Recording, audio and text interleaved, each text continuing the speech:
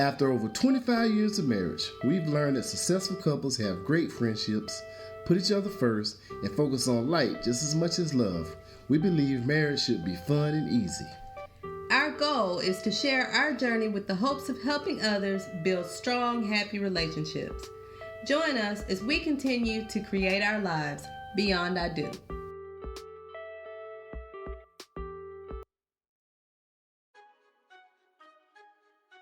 Do you and your partner want to learn simple ways to grow closer? Do you and your partner want to grow happier together? Do you and your partner want to be a unified front? Do you and your partner want to divorce-proof your marriage? If you answer yes to these questions, you need to check out our book, Unlock It Forever, 10 Keys to a Successful Marriage Beyond I Do. Each section focuses on a different aspect of marriage and briefly describes how we handled it in our relationship. At the end of the section, you're given an action step or key to complete with your partner. These keys are practical steps you can immediately implement in your relationship and help you and your partner be proactive and intentional about your relationship. You can purchase your copy on Amazon.com. And until next time, we will holler at y'all. Before we get into our episode, we want to share this disclaimer. We are not marriage counselors, nor are we mental health professionals. We simply want to share with you what has worked in our marriage. Now, on to our episode.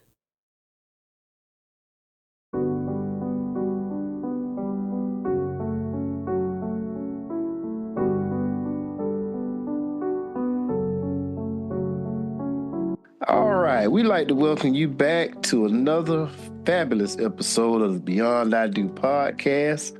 We have with us today a very special guest. I'm so excited about this guest, y'all. I'm so excited because he does vows and speeches. All right, let me tell you about him.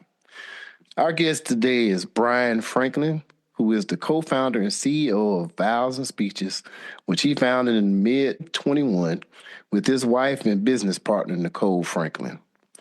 Prior to 2023, Brian was the founder and the president of the award-winning political consulting firm, where he oversaw messaging, communications, and including speech writing and advertising for state and federal campaigns nationwide.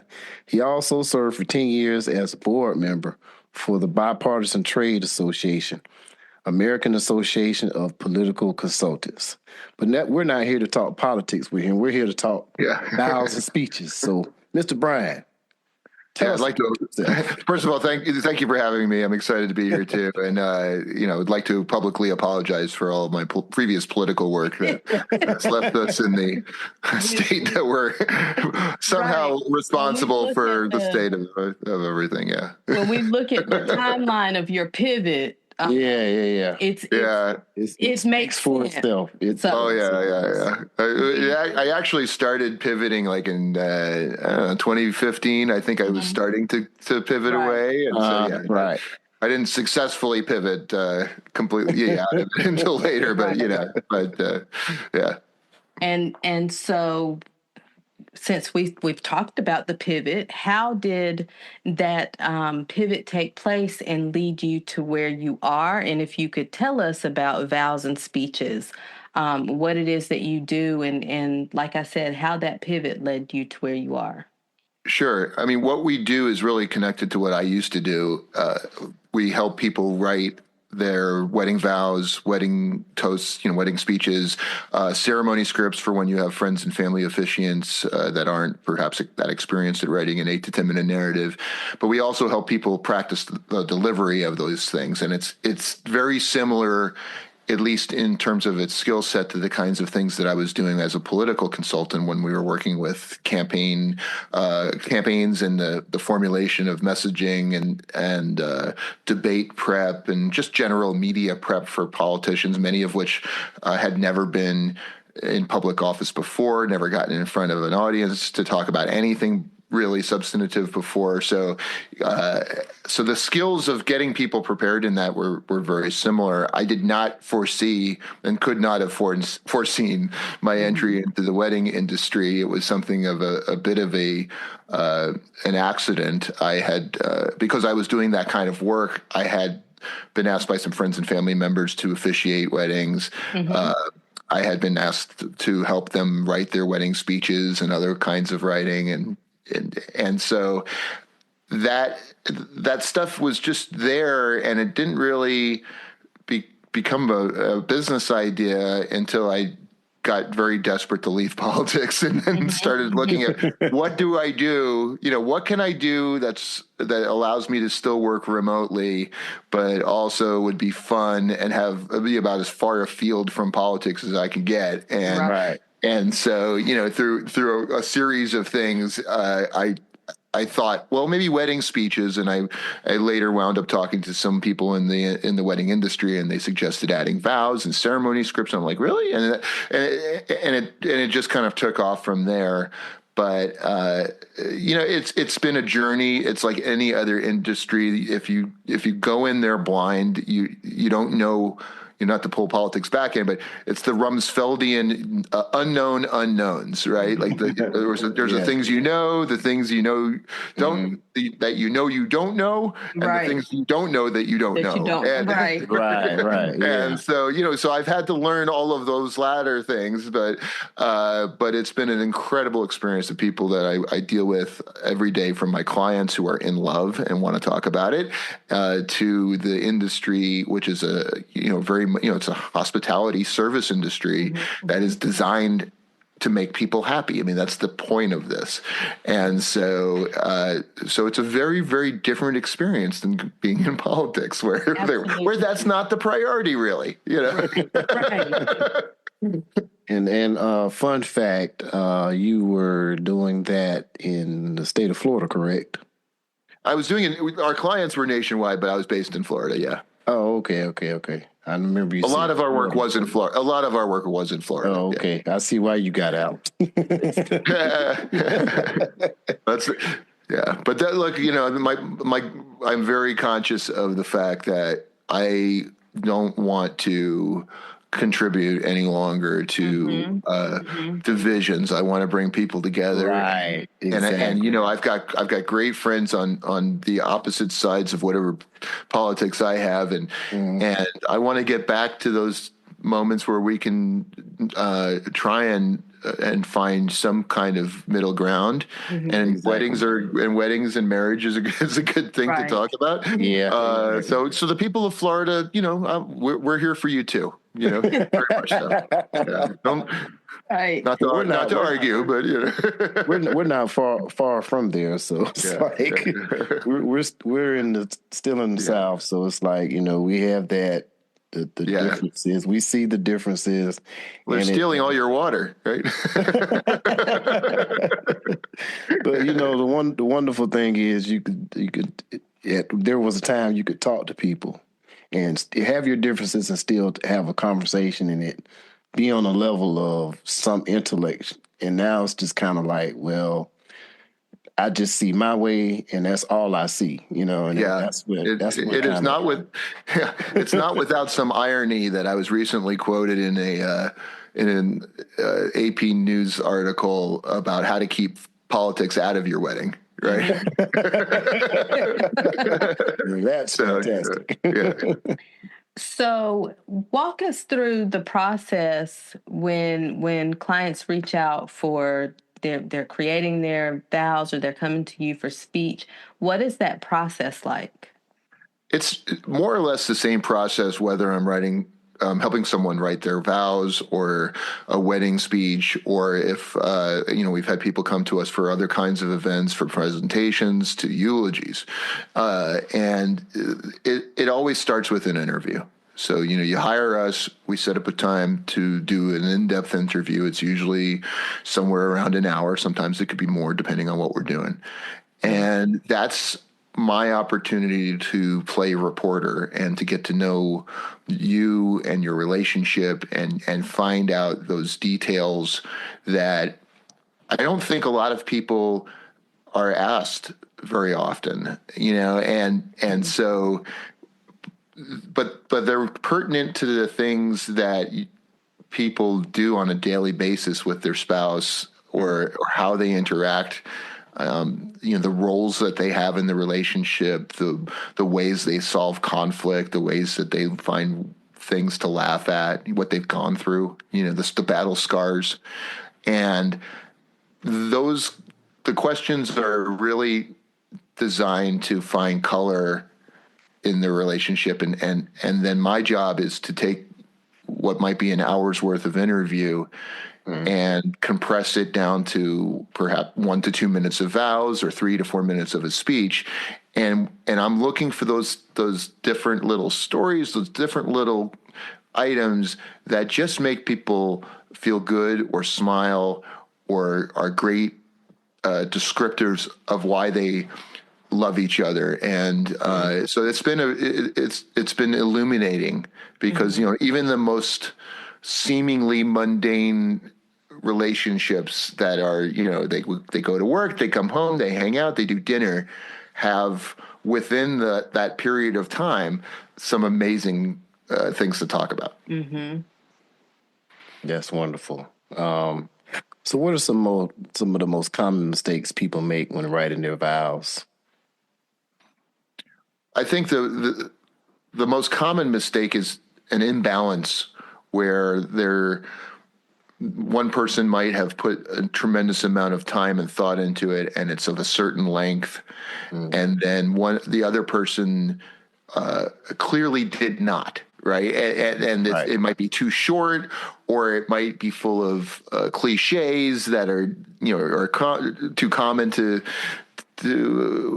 hear. And so I think the imbalance is the biggest problem, because I can't tell you how many weddings I've been to where that you have that feeling, well, maybe they could have put a little bit more preparation to that side, and it looks bad. Right. Yeah. I think the other mistake is that they don't do it. I mean, that's the other real big mistake is that, they for whatever reasons, they either scared, or they don't think they can do it justice. And so they don't do it. And then you deny the audience, your guests, the opportunity to learn things about you.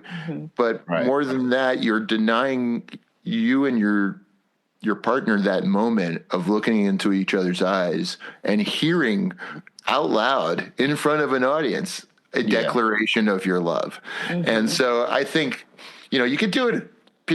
Some people do it in private, but I don't think that's the same.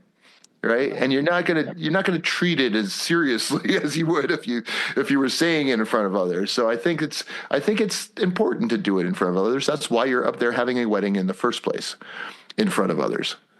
I know for me, I think of movies where they have the vows that they've written and things like that. But I'm trying to think, in real life, most of the time I hear the generic.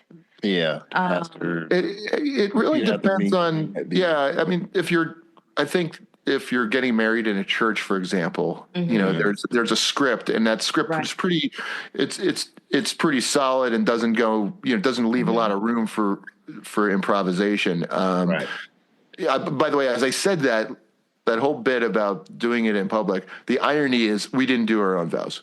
My wife and I, but we didn't for the very reason that we have a business, and that was because my wife wasn't as comfortable writing this stuff as I was, and she felt outmatched because I'm a professional writer, and and she isn't. Now she's a perfectly fine writer. It's just she's not as comfortable doing it, right? And that's why we have a business, is to enable people to feel like they can do it justice. But I think the trend is not to, and whatever you think about doing it in church, the trend is to have these weddings be more personalized and to not stick to the script. And that's driven by a lot of factors: TV, social media, viral videos, things like that. So, but what it does do by not sticking to the script is it gives the wedding its own originality and its unique flavor, and again, it gets people in the audience more aware of why they're there and who, what it is that you love about each other.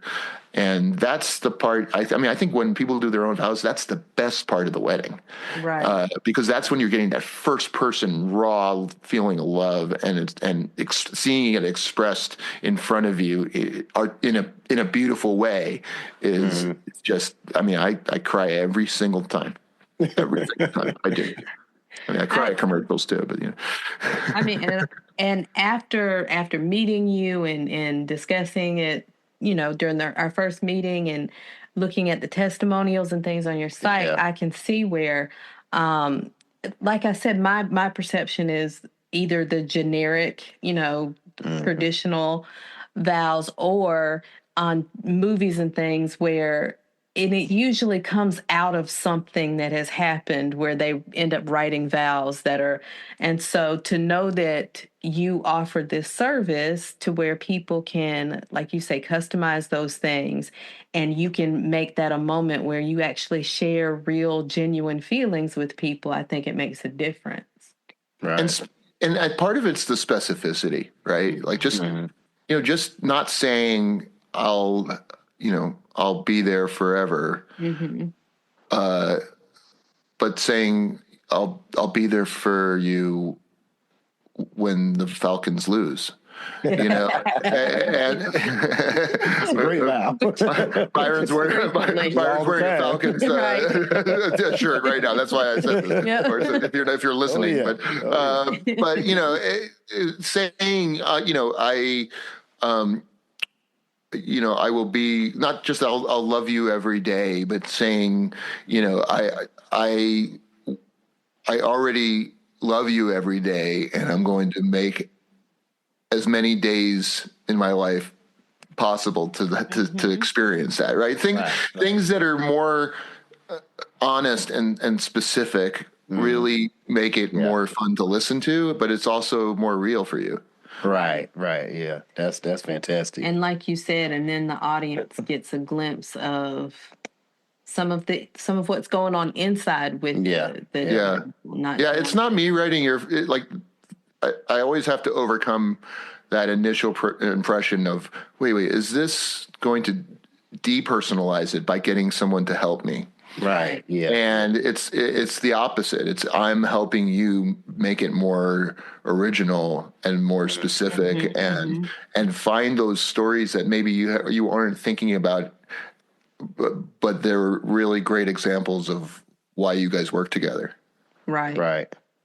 Now I would be, in my mind, I would think that some people would have an issue like, well, I told you to write your vows and you paid somebody to do it for you, and that's not personal enough. Have you ran into any of that where I have a small percentage of clients that don't want their spouse to find out.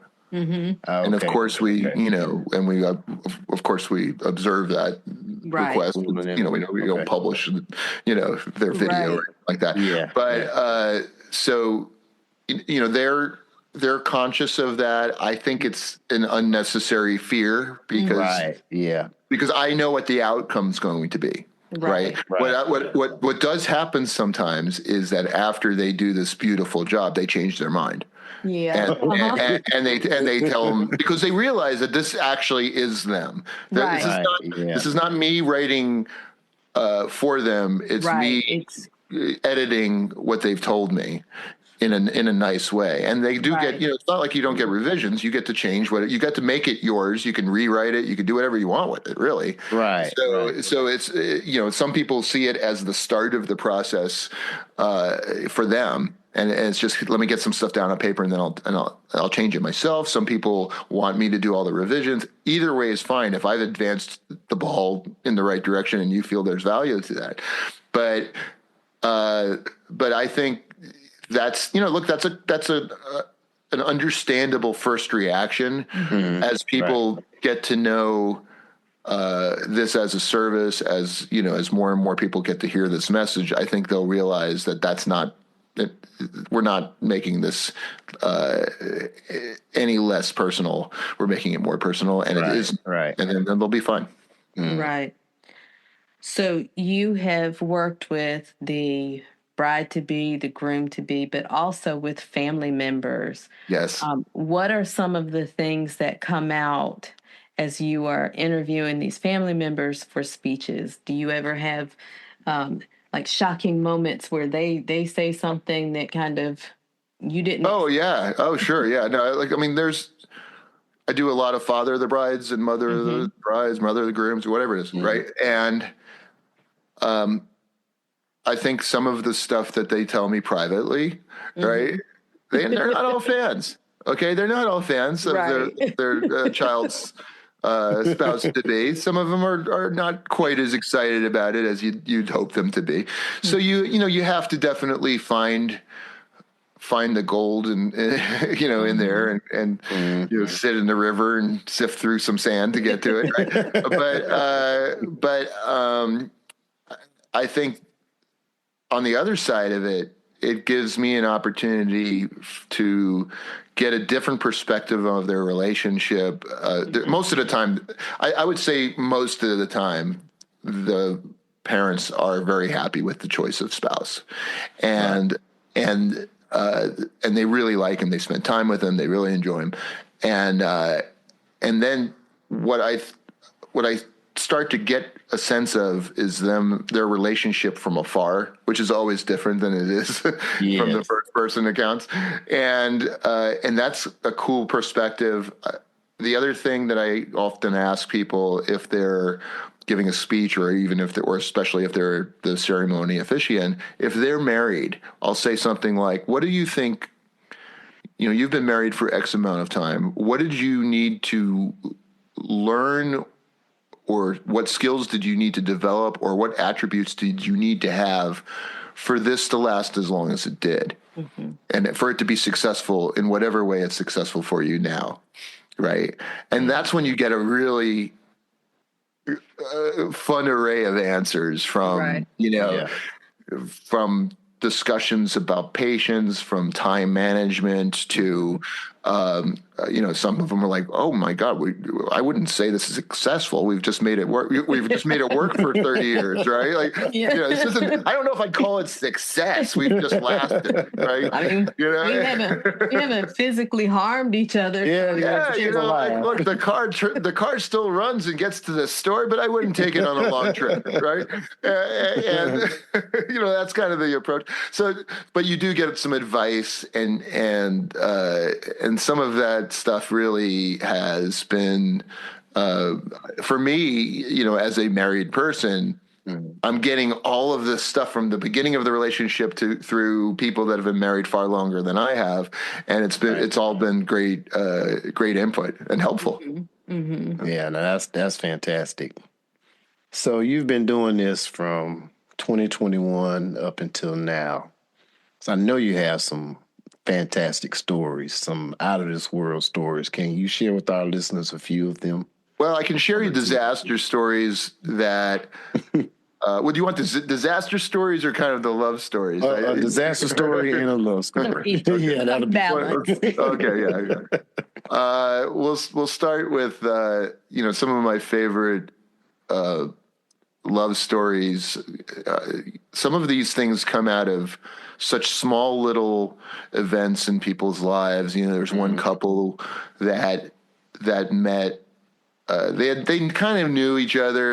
I think they went to the same high school, but they weren't really that close or anything. But it was the mother got into baking, and either the mother needed yeast of a certain kind, but they both were into baking. This girl and the mother, and so the son of who the mother was the son's mom.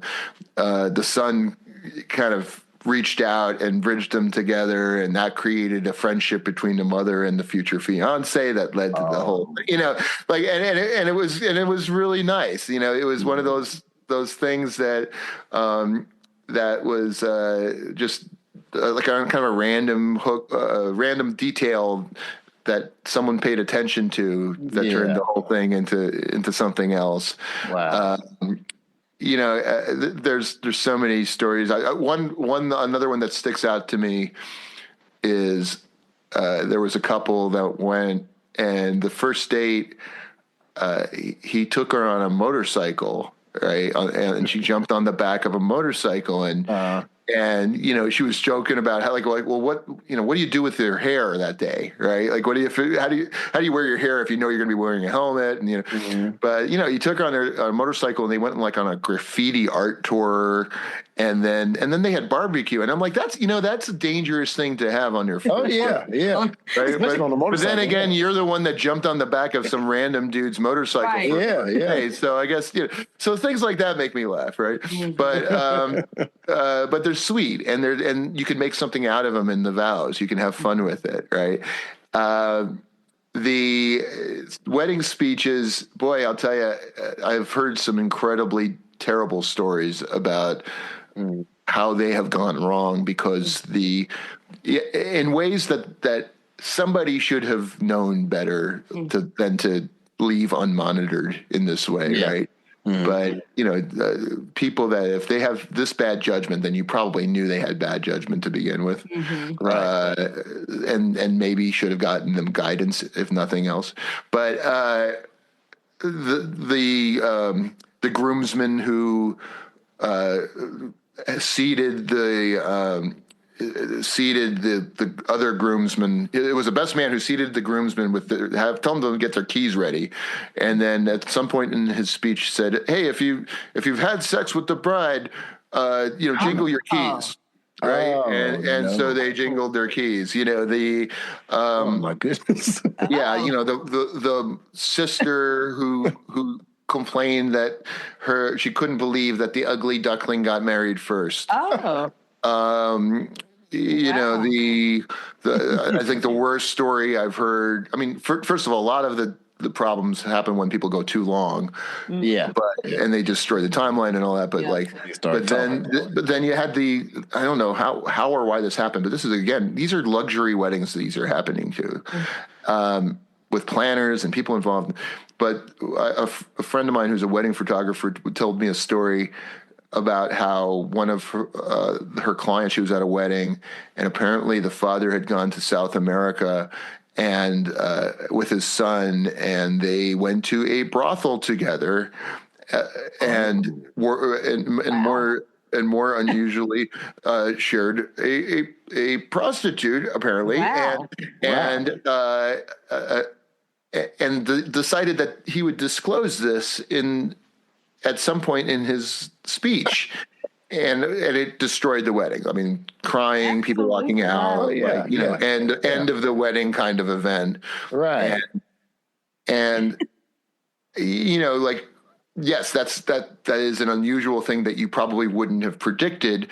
But if you know this guy, and if he's the kind of person that would do that, then maybe somebody should have thought of this ahead of time. Right. Yeah. So that's where you go. Let's get this guy some guidance. Right. Yeah, that sounds like that might have been I know Brian's a blabbermouth. I'm going to get Brian to do the speech. That's right. I want to marry this woman, but especially look. I mean, you put a couple bourbons in me, I might say some things, right? But I mean, not me, of course, because I will take these moments very very seriously. But people think often, and I think this is a relationship thing too, is that there are times and places for certain kinds of jokes and certain kinds of humor, and I think as the importance of the event rises, so should the level of concern surrounding whether those jokes are right. And that's, I think sometimes people go into these things thinking this is my opportunity. This is my open mic comedy night thing. Right. Yeah. Or the nerves, like you said, you need help preparing so that the nerves don't take over and you start to ramble and those things. Nerves and alcohol. That's nerves, alcohol, and winging it is really the best combination. Write the thing down. At least then, if you you could be a little tipsy. At least the script's already Right. there, and and has been reviewed by somebody, and then you could. Right. Yeah. Yeah. So do you ever get to attend and see the delivery of the vows or the speeches? Sadly, no. Very rarely. I've been to a couple. One of them was my cousin's. That was incredible. But for the most part, we're not at the weddings. So I did have one that was it was kind of funny. We decided to go to it. It was in Northern California. It was an older couple that got married late in life, and they're lovely. And we worked on the drafts for weeks, and they were so happy with everything. And then they had a few cocktails before the wedding. Oh, and I think the speech got forgotten in the room, and I think they decided to go a little rogue, and and I'd already talked to the wedding planner. Oh yeah, they're going to be reading, doing my vows, and then it turned into something completely different, and I was like, wow. But it was kind of, I mean, looking back, it's funny, but I've been lucky to see video. I get video afterward when I can't. Not everybody wants to share it, but publicly, because again, they don't all want people to know that they got help. But the video I've gotten has been great, and I love it. Oh, that's good. Do you get the proud papa feeling when you see the delivery? Oh my! The first time I saw a video, it was like their highlight video, and it was right after we started, and they were reading the vows were the soundtrack of the highlight video that. Stuff and Nicole and I just started crying. Like we were just like, oh my God. So the answer is yes. I am so happy that it worked out the way they wanted it to work out, and I love that interchange after the wedding when I go, hey, how did everything go? And they're like, this was the best. People were saying these were the best vows ever, or this was the best speech ever, and that's always so gratifying, because it's not my immediate gratification, right? It's enjoying their moment, because I know how worried they were about it. Right. Wow. So, now I know you've probably had. Well, let me ask this, not just make a statement. But were there ever a time where you met with the client, and after you've talked to them, you were like, in your mind, like, you don't need to do this? Well, let me throw the question back at you. It's like, have you ever met a couple where you're like, I don't know if this is going to work, or I don't know how they've managed to stay together. There's no way if I was in their position, I would be there, right? I would be, there would be a cloud of dust, and I'd be gone. Yeah, of course, you see that, but in the same way that, and I'm sure there are people that look at Nicole and I, even though we are an absolutely perfect couple in every way, that would go, I don't know how she manages to be with him. Like he's in, whatever they're going to say. Unfortunately, that's probably her children saying that, but no, I'm kidding. They're supportive, but at any rate, people, it's easy to look outward and see something that is not for you and go, I don't understand that, in the same way that I don't really understand why people like certain kinds of music. And, I don't know why you love this. What do you love about this? And so my first reaction might be, this doesn't sound like great communication, or this doesn't sound like a great relationship. Yeah.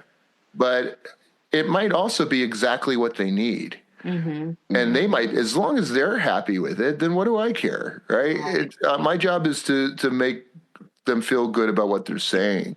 But yeah, of course, internally there are times where I'm like,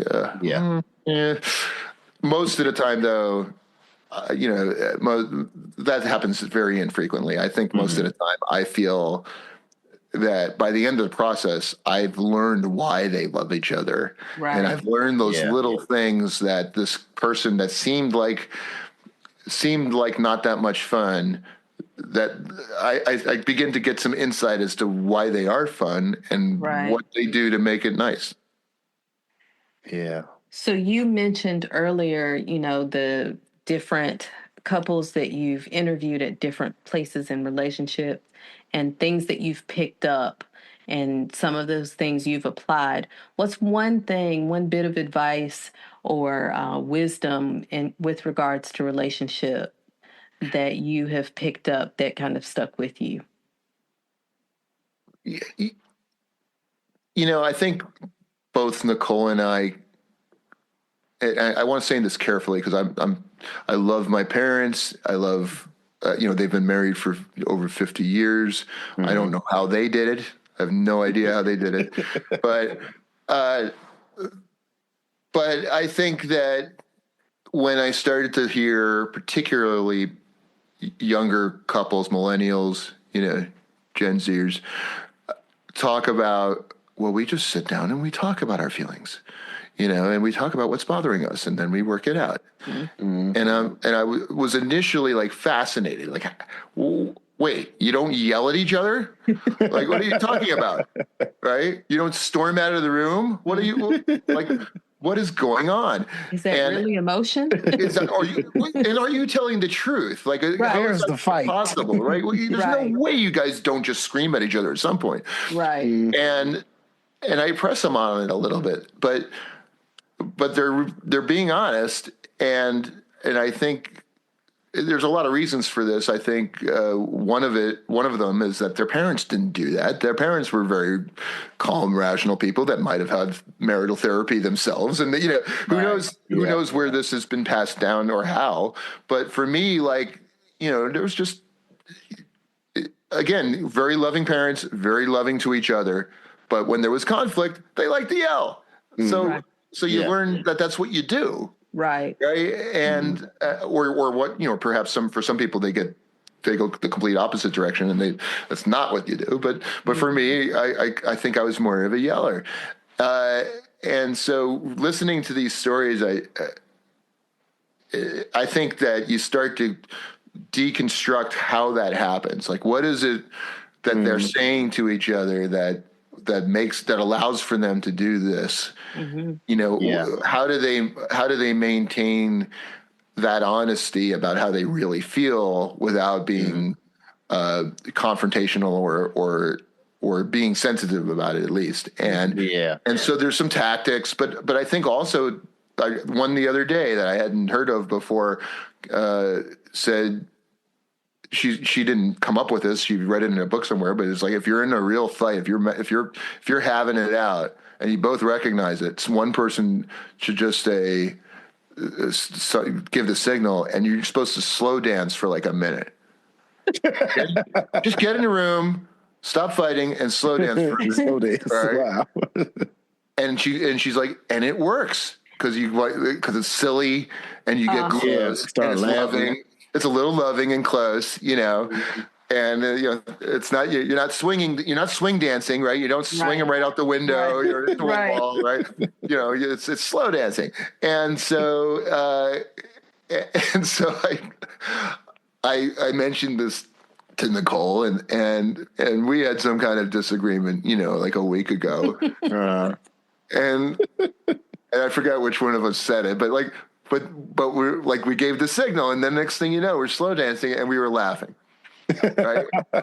and so there's things like that, right? that come up. There was another one that I keep coming back to in my head. At the end of the day, they have different flavored seltzers that they just got into, like designer seltzers, which it's the most bougie New York thing I might have ever. That's a thing in and of itself. But I love it, right? I like a good seltzer too, right? Maybe not flavored with like dill and wheat, but whatever. And so, but at the end of the day, they have a little ritual. They go on the balcony if they can or whatever, and they have a little seltzer and they talk about their day, right? And it's like, that's a sweet little ritual. That's cute. Yeah. Of course it made it into the vows, but just some of these techniques, as little as that is, it's just a moment where you're deliberate and you're checking in and you're paying attention and you're engaged with each other. You're not going home straight and playing video games. Right. You're not, you're not just getting lost in the news. You're, you're putting some distance between those distractions and you. And I think the more you hear, the more you really appreciate the effort that people are going through. Now, granted, they're at the beginning of their relationship. Yeah, everything is wonderful right now. I get it. But they're also in the middle of the most stressful period of their life, which is wedding planning. Right. So, and they're still handling it. So I think there's things to be learned from that. And of course, on the back end, it's how did you two manage to survive 40 years of marriage, right? Wow. Now, I see you have the guitars back there, so I see that music is a very important part of your life. Yeah. So how has the writing of the music helped you as far as writing vows, and has that interacted and has it intertwined in the business or? Well, it certainly have, in that as I keep buying guitars unnecessarily, I have to work harder at my business. Now, does Nicole look at you real funny when you walk in the house and you have? She's, if I can tell people how great of a wife she is one of the most supportive people when it comes to my hobbies and my need for self-expression that way. And she, there have been times where I have in the past where I have bought a guitar or two at a moment in time that I probably shouldn't have, from a financial standpoint. But she also sees that I'm actually being honest, that it's a motivating factor for me. It's like I buy the guitar first and then I have to pay for it, right? So I do get, like, once I do it, I wake up the next day and she understands that it's actually working. But to answer your question, the music, I do find writing somewhat musical. I find that you have to have moments of intensity followed by moments of calm, and that if you can't take. I mean, there are page turners that were every page, like Tom Clancy novels, or at least what they used to be. Every page is anxious and sends you to the next page, but that's not easily sustained in a wedding, especially. And so I think it's more about having dynamics and having really funny parts, or at least funny parts, and some light humor, and also some really serious, deeply felt, emotionally potent parts. And if you had all one or all the other, it wouldn't feel right. You need a little bit of a set list where you've got the fast ones and the slow ones, and and so. I mean, there are artists where every song's a banger and every one of them kills you, and they just keep the whole thing going. But even bands like that or artists like that have that one moment in their set where everything goes quiet and they start talking seriously, and they tell, and they drop the energy down and focus it a little bit, so that when they drop the hammer on the next song, they get you, right? They're not going bang to bang to bang to bang. So, I think of it like that. And when I'm writing for people, not all of them are great speakers. Some of them are very dry. Some of them are very monotone. And I can't make somebody that just speaks that way into someone they're not.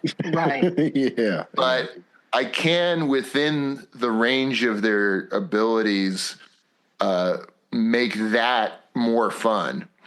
And I love it when someone who's not known for doing jokes kills, because they don't, because it doesn't, they don't have to be a great comic. They just have to do something funnier than people expected it.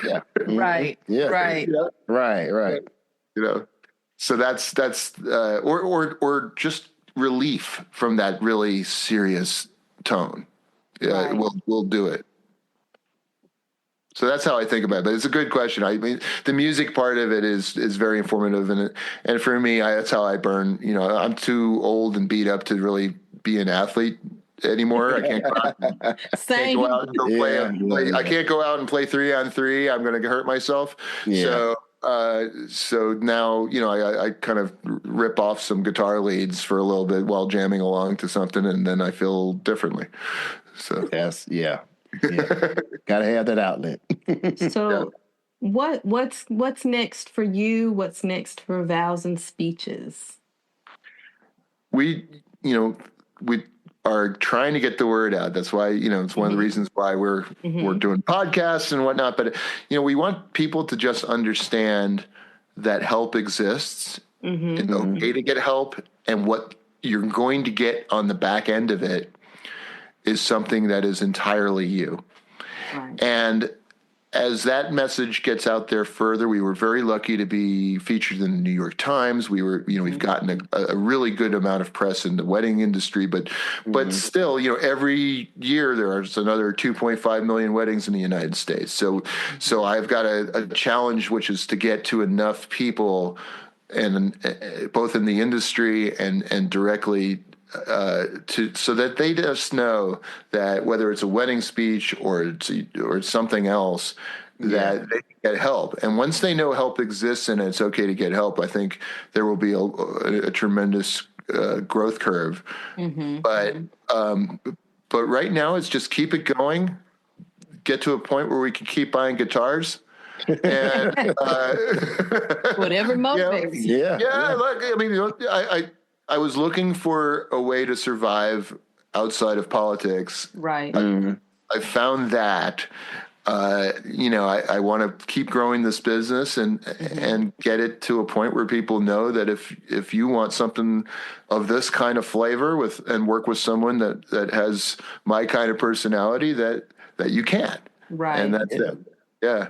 Right. That's fantastic. And then I want to keep doing this as long as I can do it, because I'll tell you, I love it. I wake up. I went from hating my job every single day to really like despising what I did at a certain level, to waking up every morning and really being excited to do this and build it and talk to people about it and learn from it. And when you're 50, what am I now? 52.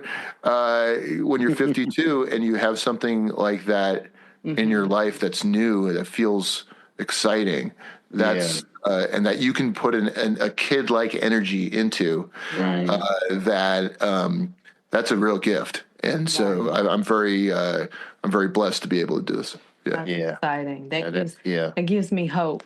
Yeah, that now you're winning that life. We're at that way. We're at that stage now where you were when you started. You know, just like, okay, time to transition.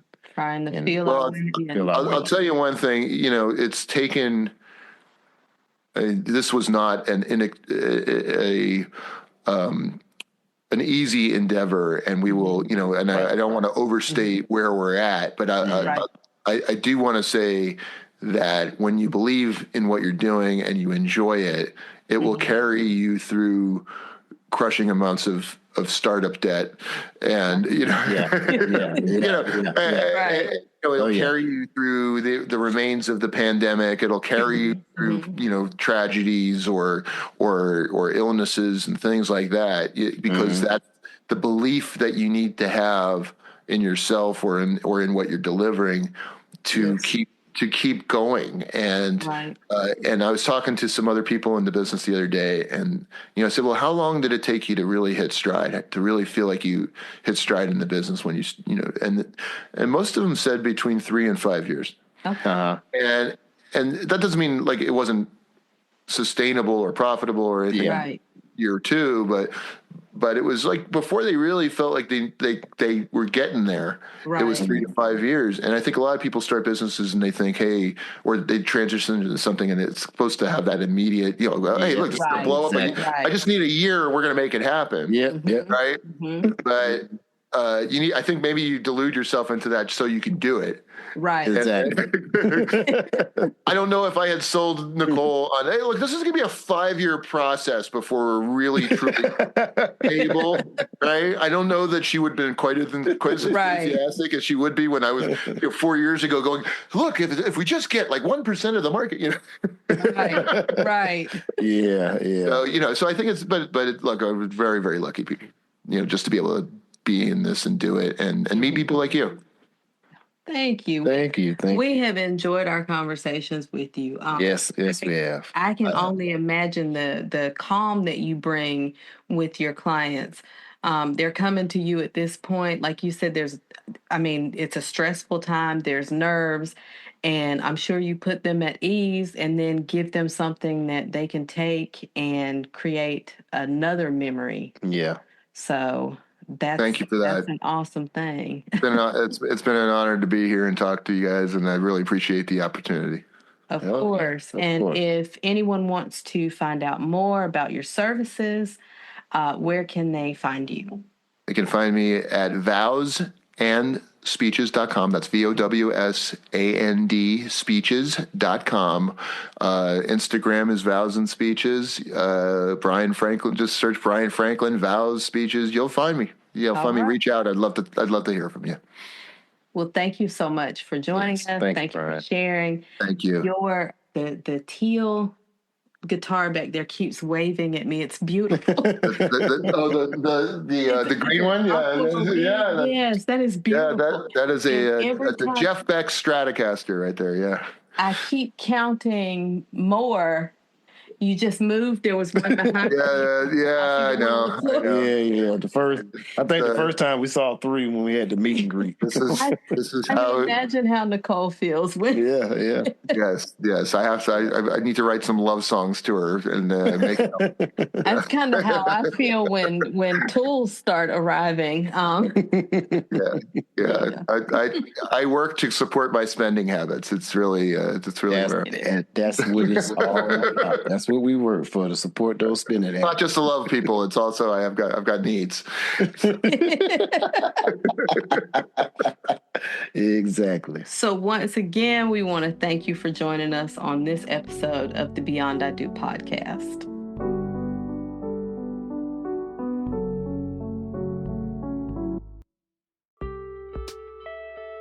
Thanks for joining us on this episode of the Beyond I Do podcast. Please make sure to like this episode and also subscribe to our podcast. You can also find us on Facebook, Instagram, and YouTube at the Beyond I Do podcast.